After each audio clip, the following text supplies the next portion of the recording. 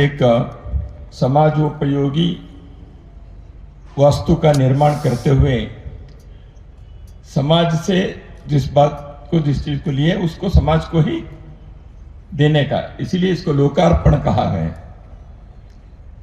और संघ कार्य के लिए यह इंदौर में यह स्थान एक प्रेरणा स्थली बनी है।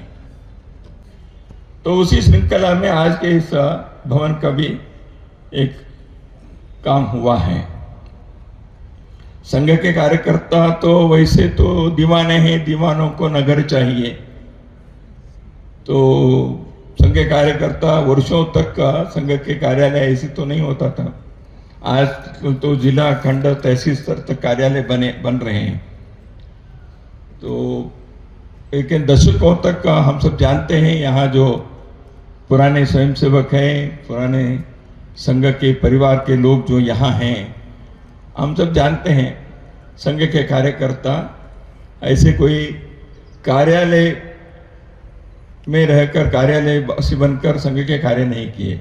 खुले मैदान में शाखा लगाए और घर घरों में, परिवारों में जाना, वहीं रहना और एक झोले लेकर घूमना।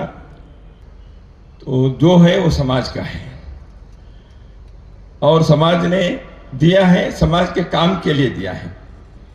इसलिए ईंट, पत्थर, सीमेंटों के भवन से कोई मोह निर्माण नहीं होना चाहिए।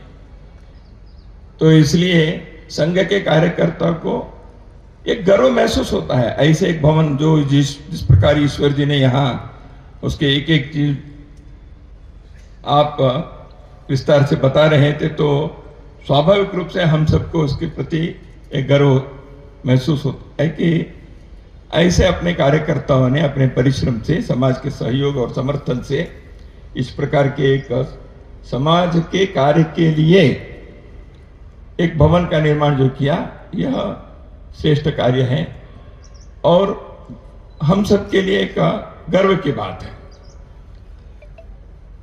20 प्रकार के आयामों में समाज के लिए आवश्यक कार्यों को बढ़ाया है, निर्माण किया है, उसको विकसित किया है। वो समाज में दैवीय आपदा आती है तो उसके लिए डिजास्टर मैनेजमेंट, उसका कैसे करना, शिक्षा क्षेत्र में ट्यूशन पढ़ाना है तो उसके लिए पढ़ाने वाले लोगों के कैसे प्रशिक्षण, एकल विद्यालय चलाना है तो उनके शिक्षकों के लिए प्रशिक्षण, वो शिक्षा, स्वास्थ्य, समाज के किसी भी प्रकार के परिवार प्रबोधन, गौ सेवा, ग्राम विकास, विभिन्न आयामों में संघ प्रेरणा से स्वयंसेवकों ने जो कार्य खड़ा किया है, पहल किया है और समाज के सहयोग से, सहभागिता से इन कार्यों को विकसित किया है, उसमें समय समय पर उसको अच्छे ढंग से, गुणात्मकता से संचालन करने की जो आवश्यकता होती है, उसके लिए प्रशिक्षण की व्यवस्था बहुत महत्वपूर्ण है। इसलिए ऐसे प्रशिक्षण के लिए योग्य एक व्यवस्था, संरचना, इंफ्रास्ट्रक्चर ये होना भी आवश्यक है। इसलिए युग के अनुकूल ऐसी व्यवस्था करने के लिए स्थान चाहिए।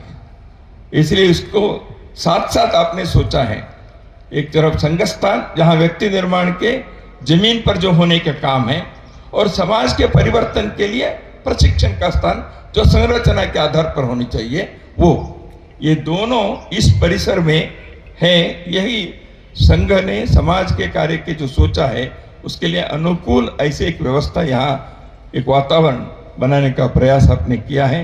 बहुत ही उसके लिए सबको साधुवाद। आज का दिन एक विशेष दिन है। आज मार्गशीर्ष शुक्ल षष्ठी है।